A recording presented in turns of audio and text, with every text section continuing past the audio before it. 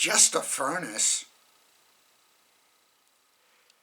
If that is the case, our God whom we serve is able to deliver us from the burning fiery furnace, and he will deliver us from your hand, O king. But if not, let it be known to you, O king, that we do not serve your gods, nor will we worship the gold image which you have set up. Daniel 3, verses 17 and 18. The response of Daniel's friends to Nebuchadnezzar can be a tough pill for 21st century Christians to swallow. Throughout the latter part of the 20th century, a lot of Western Christian preaching has emphasized that the temporal rewards for choosing Christianity.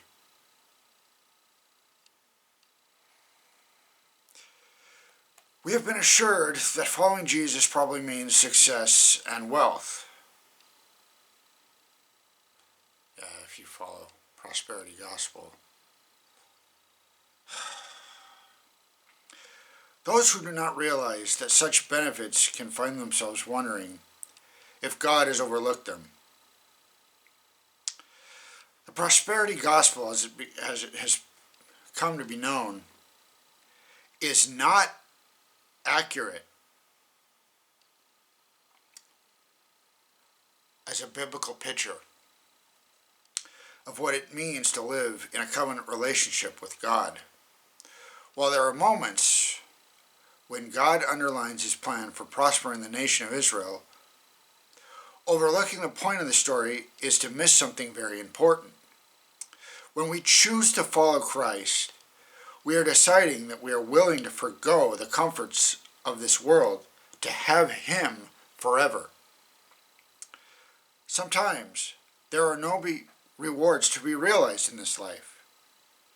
Hebrews 11 provides a long list of people who do not see the reality of the rewards of God in this life.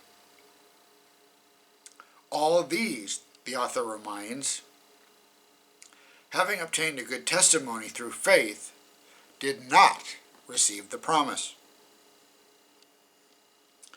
Jesus once told the story of a man who discovered a pearl that was so valuable he was willing to sell everything he had, absolutely everything, to be able to buy it.